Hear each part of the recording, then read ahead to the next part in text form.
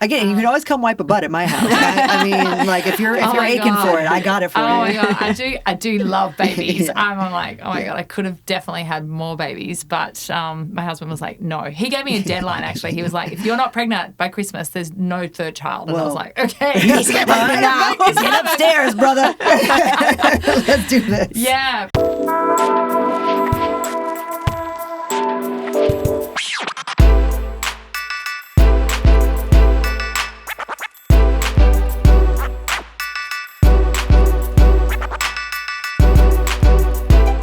Hey, and welcome to the Forties Formula, your go-to place for insightful discussions on navigating the 40s and thriving in this transformative decade. We're your hosts, Jasmin and Amanda, two women that are passionate about exploring the challenges and adventures that come with turning 40 and what lies ahead.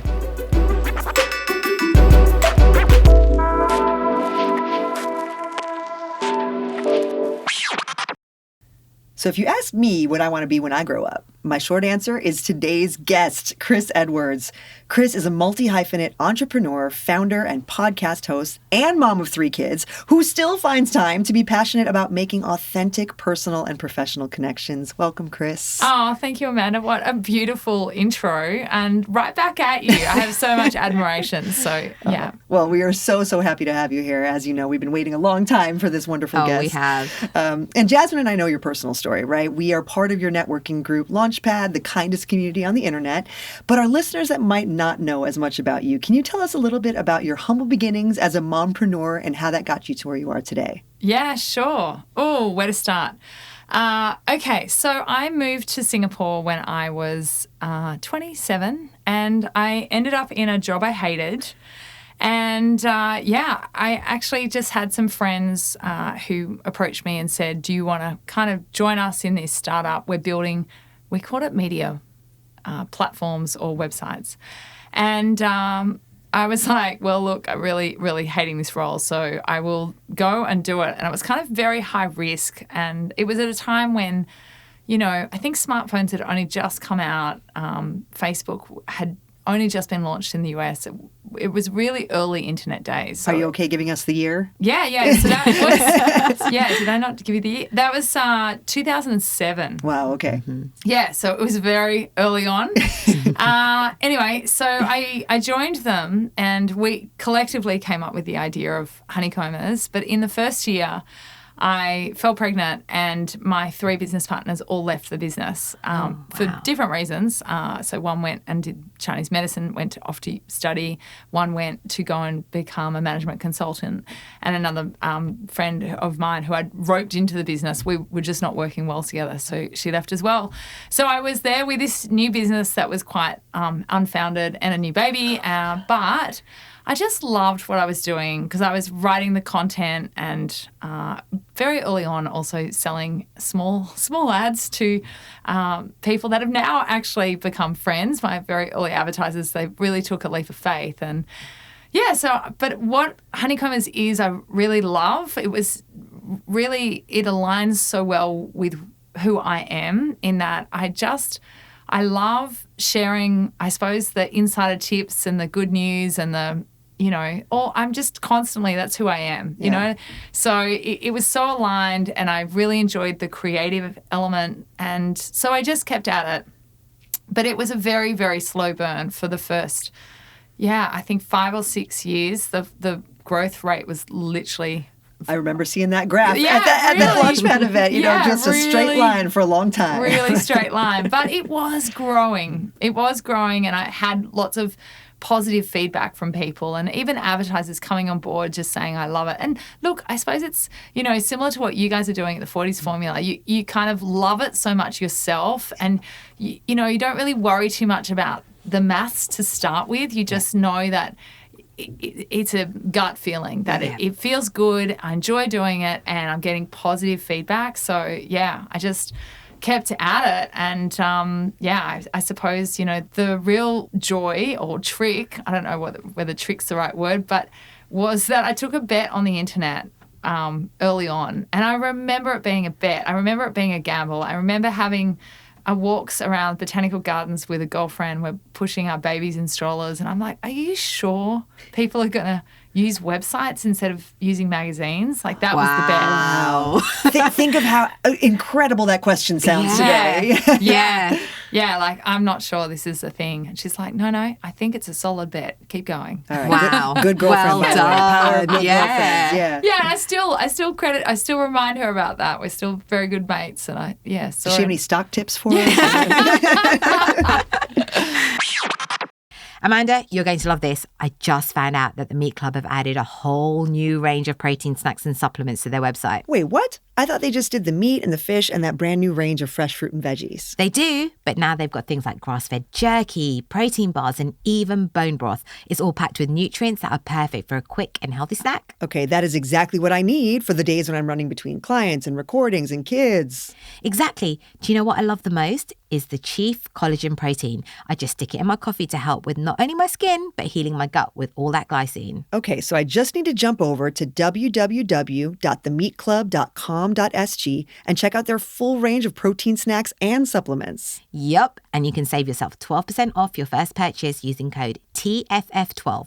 And don't forget to follow them on Instagram at themeatclubsg. And they also offer a subscription service with the perks that are amazing. You can get up to 15% off your basket and even free mints for life on orders over $100.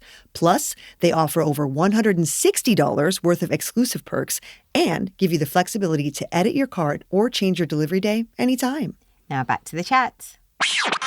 No, and I think, for many of us that are in this entrepreneurial space, right, there's this concept that when you hit it big, everything else in your life will just follow suit, right? Once my business is taken off, everything just smooths out. Was it like that for you? Oh, my God. Well, no, I know. And I think most entrepreneurs will know it's just such a roller coaster, and I think, so we're coming up to 16 years of having honeycombers. Wow. But I think as you get more seasoned, you recognize the roller coaster and you're like, okay, that was shit or that was great, but it's going to flip.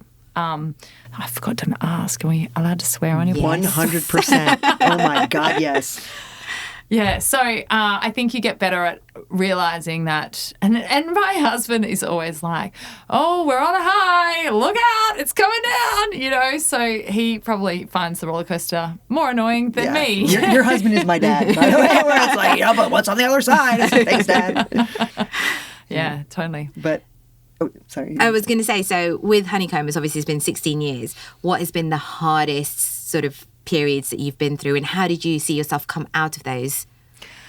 Yeah, good question. So I think there's been a couple of really challenging times. I think the first one was, I think most businesses get to a stage where, the numbers were okay, but just my experience was really a bit of a roadblock. And then on top of that, I have 3 kids. And so in my first, 7 years of running the business, I had 3 babies, right? So it's just like, it was a lot. And I ended up hiring a general manager and stepping out of the business and really stepping out for 3 or 4 years, which was delightful. But the business was at a stage where we could afford a general manager. Mind you, it was a big risk. Like, I actually just looked it up the other day. His salary was $180,000. Like, it was not a small amount of money. And I remember thinking, I'm not sure if this is the right decision or if we can afford this, but if they're good, then the business should be able to continue to grow. And often you have to take those little leaps of faith. One thing that I now do is I try and take myself almost like I visualize myself stepping out of the company and being an investor. So trying to give myself some distance from the decision and saying, look, if I was an investor, would I invest $100,000 in this business right now? And you would look at the data and you would go, actually, yeah, I would, But I think sometimes when it's our decisions and it's about us personally and all the fear and, limiting beliefs and all the things that hold you back, you kind of need to put that to a side and just take a step. But yes, so that was one of the big challenges I had. And then the other big one was COVID. Like, COVID wild. What changed on the honeycomber side, right? Because when I'm thinking about it, it's like, wow, this is a business that's COVID proof because it's all online, and and it can still provide value, even if the content, even if there's not new restaurant openings, let's say, or whatever. How did you guys pivot? What were the challenges? Yeah, so basically, our revenues just stopped because even if people had booked a contract with us, they were like, oh, sorry, we can't run it because we can't be open. So restaurants, hotels, travel, everyone was like, well, no one can come to my shop, or so actually I don't need you to promote me this month. In fact, I might not need you to promote me for 6 months. So can I just put basically all advertising contracts went on hold. So our payroll at that time was about $150,000 a month, and our revenues dropped 60% from one month to the next. Oof. So, yeah, our revenues were below the payroll number. For how many months? That's a good question. Probably there was one month where it hit 60,000 in bookings. But I'd say about 5 or 6 months we weren't covering the payroll. But, on top of that, I was homeschooling my 3 kids. Oh, God, and they were in ouch. kindergarten, year 3 and year 6. Kindergarten, every 10 minutes, it's like, I'm done. What's next? Yeah, Oh, yeah. Oh, yeah. I know that because I had kids at that age at that point as well. Amanda, I'm going to be honest with you. Sometimes my kids just don't poo. For real, I actually hear you. With 2 little ones and a baby, the poop situation around our house is very, very real. But since we started taking Probiotic Plus Base from Akizi Wellness, it's actually gotten a lot better. Probiotic Plus Base is such an easy way to get 10 probiotic species and a good hit of prebiotic fiber into your entire family's diet. And you can sprinkle it on yogurt, mix it into cereals, and even combine it into infant milk products. Yeah, when my son transitioned onto formula and had some weird tummy troubles, it was a lifesaver. And to be honest, for me, I don't mind taking a spoonful of it right into my mouth when I'm pressed for time. We all love a quick fix that actually works, right? That's why we're offering our lucky Singapore listeners 15% off and free shipping all Akizi products with code 40s on AkiziWellness.com. That's Akizi Wellness, AKESI Wellness.com, to get a great deal on an easy gut health solution for the whole family. And now, back to the show. And then on top of that, my husband was working, but it wasn't going super well. And so we made the decision, the very month that it all fell off a cliff, we made the decision that he would stop working and I would be the sole breadwinner. So I was just like, oh my God, it's just a lot. It's just so much. That's a lot of stress. How did you handle that decision? Like, whether it was mentally or physically, did you do anything to help you deal with that? Yeah, I did actually. I did because actually what had happened was I got into a really negative mindset and I'd not really experienced that before in my life, but it was like would have one bad thought about what could go wrong, and then I would have another bad thought and another bad thought. And it was kind of like, but what if that shitty thing happened, and what if that shitty thing? And so it was just like this spiral of negativity where all I could see was doom.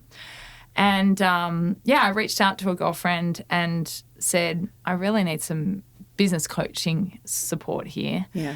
And I thought I'd hire a business coach, but actually what she recommended I do is go and do a EFT tapping session. Interesting. And, I don't know if you guys have tried EFT. I've not tried, but tell us more. Yeah, so EFT is emotional frequency technique, and it is tapping on parts of your body that are aligned with the Chinese meridian lines. And it's really an energy healing mindset technique, but done with the right coach. For me, it was phenomenal. I did one session and I was like, okay. I mean, I took the weekend off and had a really beautiful weekend in nature, but I came back on Monday morning and went, I've got this. It was incredible. But I need details of your coach. Well, actually, she has presented at Launchpad, so she's got a masterclass in the recordings. In the files. I'll send it to you. But and not to be totally ignorant. Yeah. Is this an ongoing technique that you would use like breathwork and meditation, or is this a treatment that you go through like Reiki or something like that? Yeah, I think it's more of a treatment. Well, it was a treatment for me. Yeah. I don't use it ongoing. Okay. But I think you can use it ongoing. Yeah. So I think it's a lot like Reiki. That's so cool. Yeah. Again, you're the first person I know that's gone through it. It just comes up as a topic that, it's like, oh, have you tried EFT? Yeah. But that's really cool. Yeah. Yeah, I'm 100% into all the woo-woo. Oh, love it. We recently had Danny on our podcast. I know. I listened to Danny. Yeah, She's great. She's the best. The queen of the woo-woo, but again, de-wooing it. Yes, exactly, which is awesome. All right. So you get through kind of this like really stressful period where family is demanding, business is changing, husband is leaving job. What did you find on the other side? Like, when did it all settle? Yeah, that's a good question. So I think, like, in hindsight, I'm really happy to have had that experience because, Launchpad was a COVID baby. So the first thing I did was I was like, okay, I'm gonna keep Honeycombers as it is, but to protect our family from the next pandemic, I'm going to diversify our revenues. And so I created a course called Make It Media. And I just put it out. I mean, I had honeycombers. So I was thinking, what can I do to leverage honeycombers? And I put this course out and I had 10 people sign up and I taught 10 people how to create a media business. And I really enjoyed that process because it actually made me look really deeply into my own business and actually clean up my own house, you know? Yes. So that was great. And then I thought, I don't want to run this again, even though I'd built it all. But from that idea came the idea of Launchpad. And so I really believe that, I suppose with the challenges that you get in life, that if you can, I suppose, rise to the challenge, not to sound too coy, but there's just opportunity in being challenged and trying new things. So and Launchpad is such a joy. Like I didn't expect Launchpad to give me so much. Like I really was creating it as a business, but also as a way to help other entrepreneurs. But it's such a joy in terms of the connection and the knowledge and the I suppose it really forces you to go out and,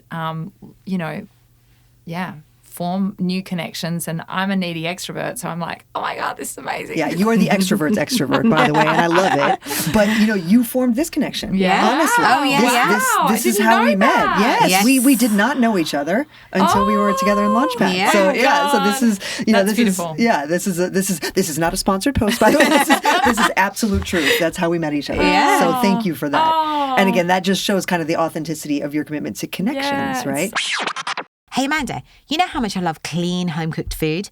There's just something about knowing exactly what goes into your meal, right? Yeah, but let's also be real. Sometimes it's just not possible to cook at home with our busy schedules. I know, but that's why I've been loving Guzman y Gomez. They've taken fast food and they've made it healthy. You get fresh quality ingredients, all cooked from scratch, no processed stuff, just real food. Oh, I love that so much. So even when I cannot cook at home, I don't have to compromise on eating clean. Yep, and GYG offers everything from burritos, bowls and salads packed with fresh veggies, lean meats and wholesome grains, and no added preservatives or artificial flavors. And the best part for me is that it is fast, so you're not stuck waiting forever for a healthy meal when you're already in a rush. Yep, for me, I love that I can customize my own meal too. I'll have a burrito bowl, no rice, double protein. Yes, please. Just head to your nearest GYG or order delivery with ease through their Instagram and social media platforms at no price markups.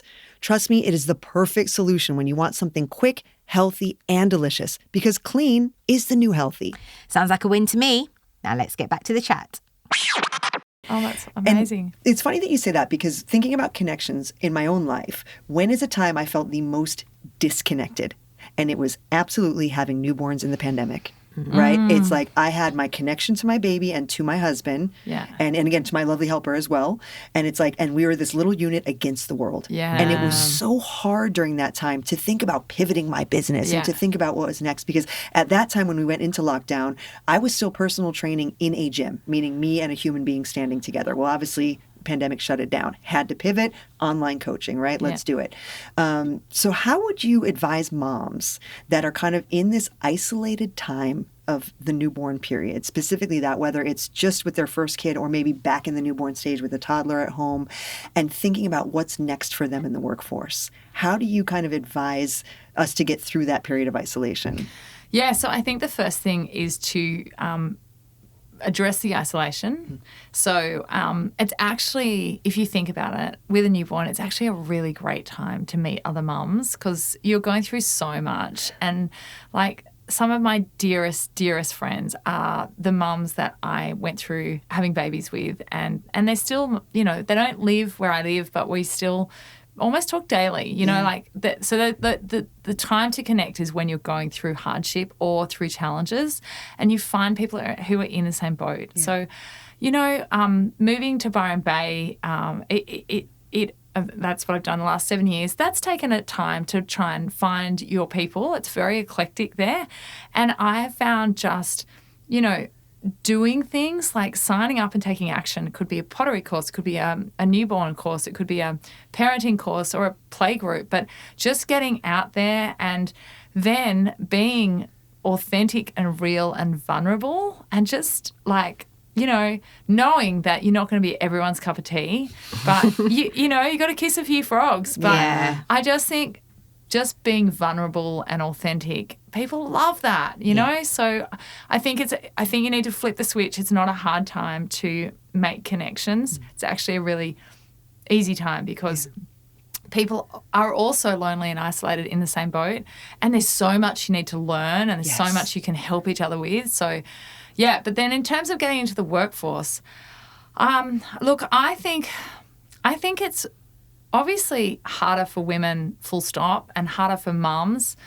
And I think recognising that is a big piece. But then I think also, you do lose confidence when you've been out of the workforce. So I think you need to do a lot of work on your mindset and really just like recognise your limiting beliefs and working on that. And then and really listening to your heart and your intuition.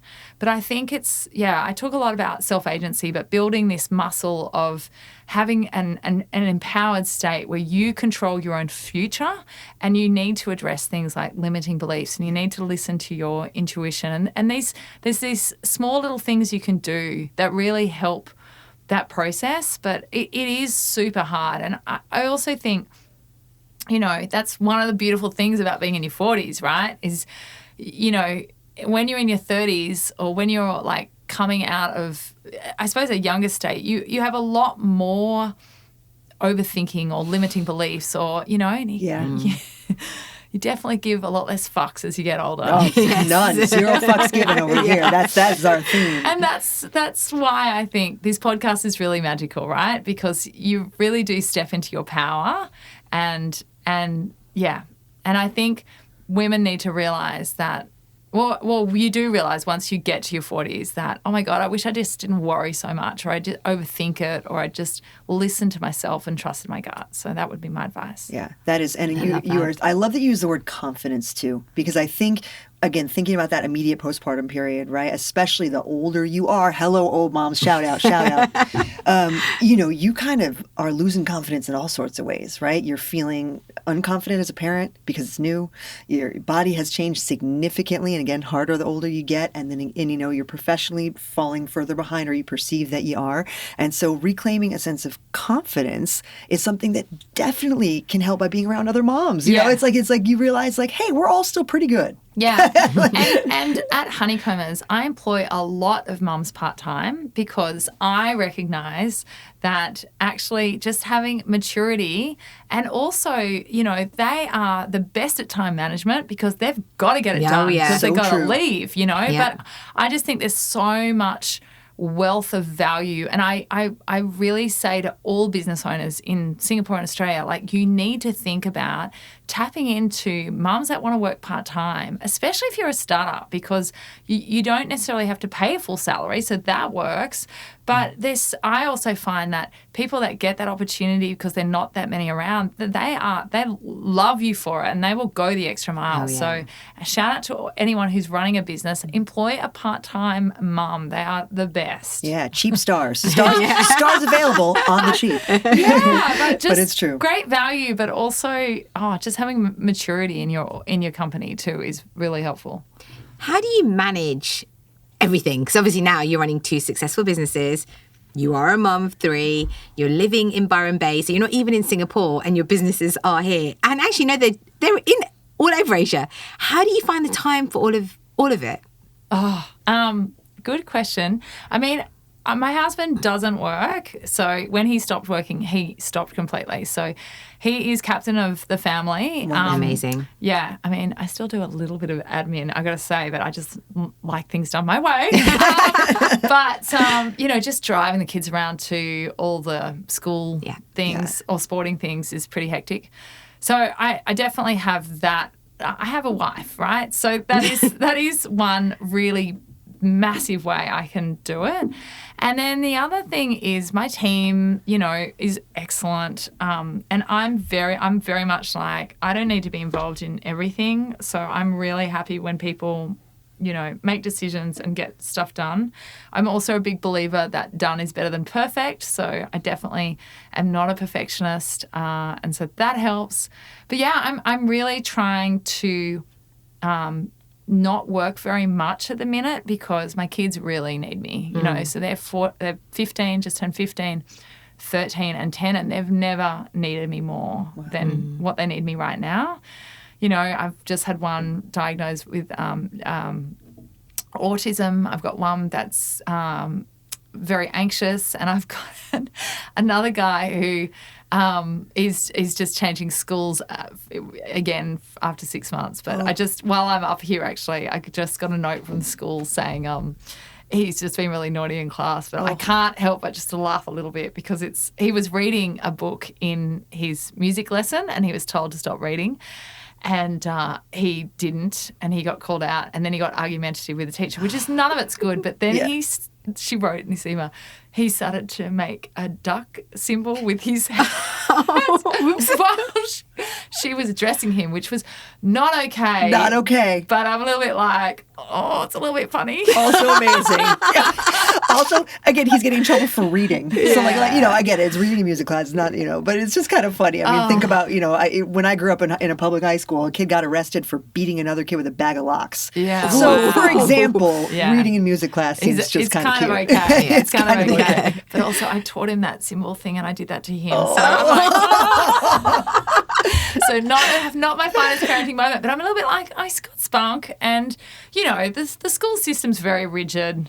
I hope he never listens to this. It's not okay to be rude to your teacher, but so anyway, the kids are a lot at the minute, which I'm loving. I'm loving just being really there for them. So I'm really trying hard not to work too much. Yeah, I know, that's brilliant. And what about for yourself? How are you looking after yourself?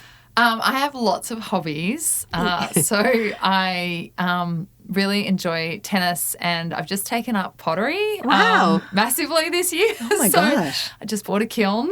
Wow. Now is it like the ghost? Are you doing like the ghost vibe? Yes, very you much. And your husband. Get over here, Patrick. No, so mine is all hand building, so not on the wheel. But I am really loving it. So it's very therapeutic and it's very creative, and it's just something really away from a screen, and it's quite, I suppose, I think it's just an artistic expression, which I'm really enjoying. But then also I've met these wonderful crew who we do pottery with, and they're my people, and I'm like, okay. You got pottery people. I got pottery pad coming soon. To But it's that connection, right? Yeah. Because also I spend so much time at home on my screen talking to people in Asia, so it's really nice to have something that's the real life connection. Yeah. Are you living that Byron Bay mom life? That influencer life? Is that accurate? No, but there is a set of influences there that I think that was it Atlantic article or something. But yeah, it's pretty. It is pretty wild that there are very influential people. I mean, like Chris Hemsworth's kids are on my kids' classes. Is he? Is he there? Yeah. He's. I need to make it. Okay, we can't make this a Chris Hemsworth thing, but I have to get in here. Is he just like so hunkalicious? Is it beyond words? Is it beyond visual comprehension? He's my fave. Or does he look? Yeah, I think so. Yeah. Yeah, no, he is attractive. He's huge. He's very tall. I mean, he stands out. Like, we're all like, there he is. Yeah. Like, it's not like, who's that guy? No. Amazing. But, it's a good little candy around the Yeah, Thor, you're welcome in the Forties Formula anytime. Anytime. So you can accompany Chris next time if you'd like to. I think so. I love that. And I think, to switch gears just a little bit, right? So we've been doing so much talk about motherhood and career and all that stuff, but we have not kind of addressed the elephant in the room about being in our 40s, which is when the hormone shit goes down. Yeah. Okay. And just when you first get those inklings of perimenopause and how that can wreak havoc on even your best laid plans, right? You become, I have not hit it yet, and Jasmine's the better one to speak to about this, but 36. I can only liken it to pregnancy hormones, where it's like your brain just turns a different way. Yeah, I don't remember pregnancy being as hard on my brain. So I find brain fog is just the biggest symptom I have with perimenopause. And I have got a friend who was like, Chris, you are so deep in peri. And I'm like, no, I don't think I am. And I think there's a bit of denial because no one wants to be recognised that you're getting older and that, things are slowing down. But I had 2 car accidents and it was both in car parking lots where it was all my fault, you know? You're going super slow and you just bang into... Yeah. So, and literally it was so close in timing that when I had the car, when I did the first scrape, the car was pretty badly damaged, but I had to wait like 4 or 5 weeks to get it into the shop. So I had the second scrape at the same time. So the good news is it got repaired at the same time. Good. I'm like, it's the left and the right side that needs totally redoing on my car. At least it wasn't you got it repaired and then you did the second one. No, true. But that's when I was like, okay, my brain is not working and I need to address this. And yeah. And what did you do? Oh, I started taking HRT, but I it's not a full solve because it's one, I don't always remember to take my HRT, but also 2, I don't feel like I've got it quite right, so. Like titrated, correct? It takes a while. I don't think I've got it right. But, I've got friends that are 10 years older and they are in the throes of menopause and it's slightly terrifying. I've got this one girlfriend who's just really struggling with rage. Oof. And, it's really intense. And she's also, it's brought up a lot of childhood trauma. And at the same time, she's now being diagnosed for ADHD and autism, like all of it's coming up. Yes. And it's all because of the hormones, right? That was the trigger. She was completely happy and cruising along and it just has hit her like a brick. So I don't know if that's in front for me or whether, I don't know. I don't know what the journey is, but I just think it's great to talk about it. And I think it's great that my younger friends are like, Chris, I think you're in peri. And I'm like, oh God, okay. I suppose I should go and investigate what I can do. But the brain fog is ridiculously annoying. Well, we learned when we had Dr. Tash Mirando here on our very first season that there are 70 documented symptoms of perimenopause. And that's documented. That means that we know that those are real things. And I'm sure there's more, and obviously the way that they interplay with each other. So I think it's a good message. Like, if you think something's up, don't wait to get into a car accident twice. Maybe just go have some blood work done, nip in the butt. And I think it's also like accepting that we are all going to get older and it's not a terrible thing, it's just a new chapter. I feel like that's part of the denial piece that I had was like, oh, I think also my team's also young. I went to the doctor once and the doctor's like, how old are you? And I'm like, 35. Oh. No, hold on a minute. 45. I love that. I was like, oh, was this when you were 36 and you'd forgotten? No. I'm like, oh shit, I actually thought I was 35. Wow. And it's like those things, when you hear, oh yeah, like the 90s, it was only 20 years ago, and then you're like, actually, it was like 30 years ago. Yeah. That's a heartbreak. Yeah. I was watching Ocean's 12 this past weekend. That movie is from 2004, guys. Oh my God. And that's the sequel to Ocean's 11, which I also remember coming out. Anyway, I mean, time has passed. Let's put it that way. Now, okay, you've acknowledged that you're in peri. Welcome. I can't welcome Join you. Join the club. But what else other than taking HRT, right? Are you doing any lifestyle changes that you found positive? I mean, obviously taking up pottery and stuff is mental changes, which is great. Have you done anything like any Look, new workout regimens, any dietary changes? Yeah, I have definitely reduced the amount of alcohol, and I stopped drinking for about 6 months, and that was great. That was really good. That really helps your brain function. Yeah, sure does. And I think it's really hard on your body to drink. And I don't know whether it's peri or whether it's just this age or what it is, but I mean, I cannot do the bender like I used to. It's like a 4-day hangover now. So reducing alcohol. I mean, I had a big lifestyle change leaving Singapore and moving to Byron, where it's a lot more outdoors, and I suppose, it's just more nature and Fresh air. Fresh air. Seasons. Yes, seasons. What's that like? Yeah. Seasons is great. Seasons is really good. Although Byron is, so for people who don't know, it's just south of Brisbane, and I do find the winter too cold. So I'm always on a plane up to Asia for a couple of weeks for winter, and everyone in Byron's like, this is ridiculous. And they all complain about the humidity, and I'm like, guys, this is nothing. Anybody talking about humidity to me just, like, look, I mean, this is the only hairstyle I can wear in Asia. You see this, people? This is all we got. Anyway. I used to have dead straight silky hair until I came here, and I was like, what's this happening? Yeah, but this is straightened. Yeah. With effort. Yeah. With effort. Yeah. So I think there's definitely been. I like to think of it as seasons of your life, right? But yeah, I mean, definitely slowed down a little bit, and I think that's partly hormonal and age, but also just the parenting journey. Just wanting to. I think I've also lost a lot of drive and ambition.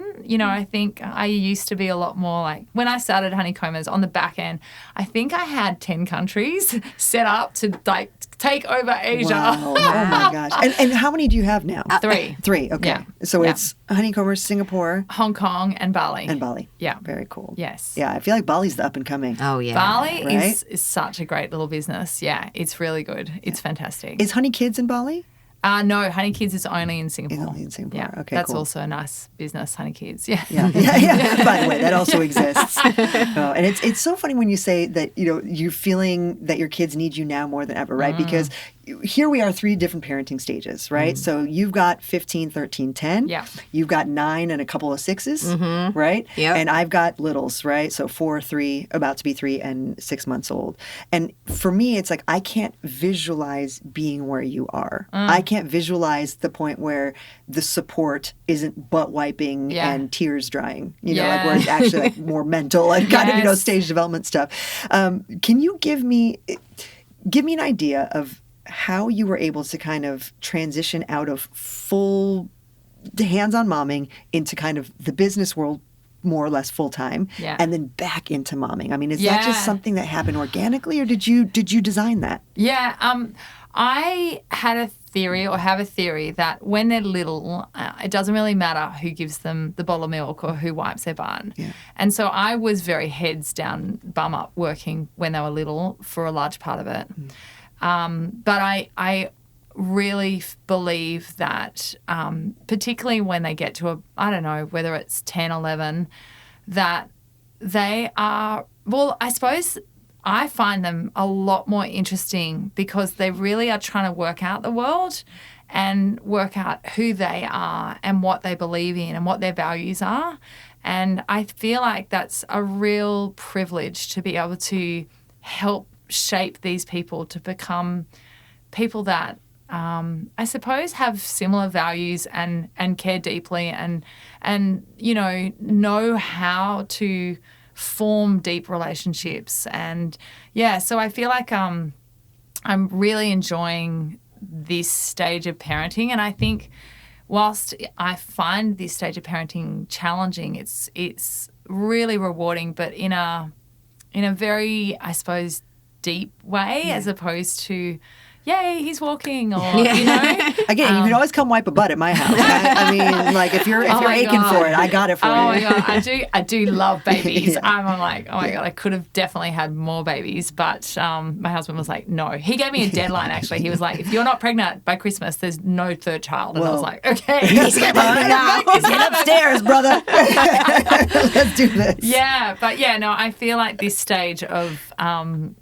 especially with neurodiversity, that's been a whole education for myself.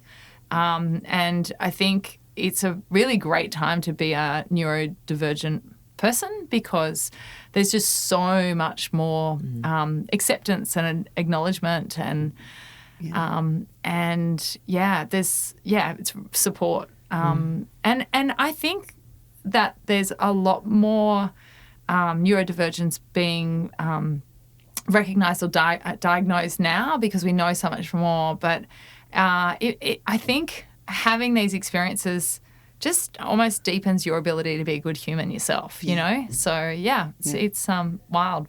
What's really interesting with that is, so I'm reading a book at the minute. It's called Unique, and it's all about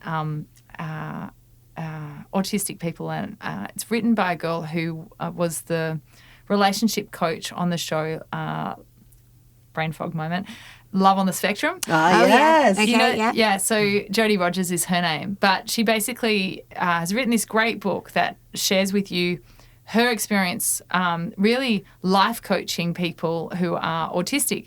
And, it's such a great book for me because I can understand with all of this information that actually, my child's not being difficult or being rude. It's just they haven't learnt how to have reciprocal conversations, right? For example. Yeah.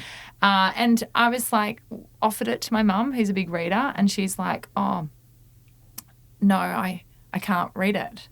And it's a generational thing where she's like, it'll either make me sad or I don't have the capacity to really, I should ask her. I don't really know what it is, but when my dad found out that my child was autistic, he came to me a day later and went, "So it doesn't mean she's intellectually disabled, but that's what the way they would have assumed." Yeah. But and that's what an autism diagnosis used to be in the 80s. You only were diagnosed autistic if you were intellectually. If you had the learning disabilities, exactly. Thank you. So it's all changed and it's always changing. But so I suppose the thing with that is I just hope that as we grow and go from the 40s to the 50s, that they're in their 70s, that we can continue to kind of have this open mind and be accepting of change and new things, because that was the confronting thing there. I was wow. Well, one of the questions I was going to ask you was, what's the most surprising thing that you've learned in your 40s? And I feel like this is kind of speaking to that. A later diagnosis autistic child is surprising. It right? was a big surprise. That's a surprise. Yeah. And being able to understand that yourself. Yeah. That Huge was curve. a big surprise. I think the biggest thing I've learned in the last, so I'm 46, really I think is probably more from, it's that, but also my experience in the pandemic really taught me about mindset and the power of the mind. And I'm really hungry for any knowledge around neuroplasticity. And really, I really find it intriguing how much the mind can control health and confidence and everything, right? Oh, yeah. Strength, performance. Yeah. Everything. It's all about the mind. So, that's what I'm really loving learning about. And I feel like partly my experience with COVID, but then also, with my family's, teaching my kids. All the challenges we have is not anything but the mind. So, that's the... And like you said, neuroplasticity, you can reshape the mind, by doing certain things. So that's I think the great thing about the brain and the mind, right? Yeah, it never ends. The journey never ends. Oh, yeah. Yeah. So speaking of the journey ending, we do need to end our conversation today. Although we could talk to you for hours, and viewers. Maybe we can carry on later tonight. Yeah, and I was just going to say, listeners, guess what? We actually get to spend more time with Chris tonight. But the final question that we ask everyone on the program is, in your words, in your experience, what's the 40s formula? What's the trick to kind of living better, living like Chris?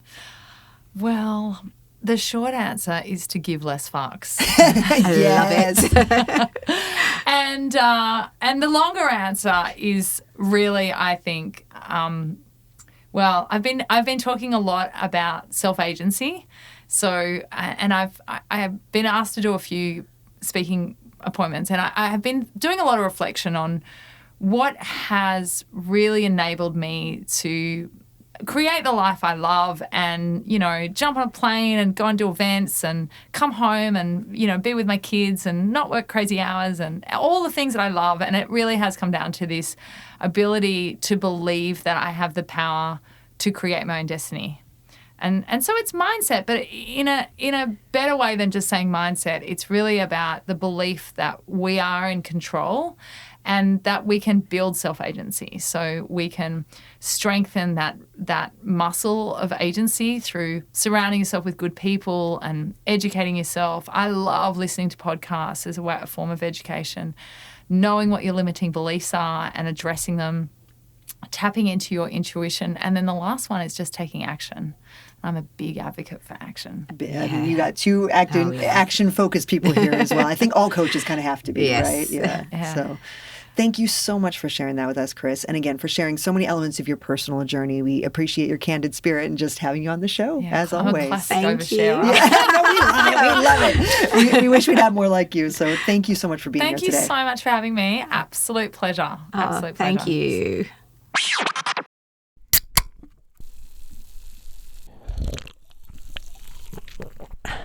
After talking to our amazing guests all day in studio, we need a good drink to refocus, and let's be honest, we could use a dash more energy too. Oh, I totally feel that, but so many energy drinks out there are packed with sugar and so much caffeine that you end up crashing hard. That's actually why I switched over to FloJo, Asia's first productivity drink. It hits the sweet spot for me between needing a little bit of a boost, but not wanting to chug a bunch of caffeine. And FloJo actually has 80% less caffeine than your average coffee with no added sugar. I also love that FloJo is a functional health drink. It has 7 organic nootropics and adaptogens, things like reishi mushroom for a stronger immune system and rhodiola for mental resilience. But the fruit and tea flavors are still light and fresh, not weird. FloJo actually helps me stay calm and in control. So when I get home after work, I can just be immediately present with my family, not all jacked up and jittery like I might feel after a later day coffee. Even better, they offer a 14-day money-back guarantee, so you can try it without any worry. And you can get free shipping when you order directly from their website at www.drinkflojo.com. Guys, you know how much we love coffee. And if you want to show us some love, you know you can get us one. Just visit buymeacoffee.com/the40s formula. Cheers. Before we go, please remember to hit subscribe and take a moment to support the 40s Formula by leaving a review on your favorite podcast platform. Your reviews will help us to reach more people and allow us to continue to bring valuable content. It should only take a moment, and it's a free way for you to support the show. You can also stay updated with the 40s Formula by following us on Instagram at the 40s Formula, all one word. We share behind-the-scenes insights, episode updates, and much more, so please be sure to hit that follow button. We appreciate your time and support. Thank you for being part of this community, and we'll be back next week for more empowering conversations with inspiring guests. Bye.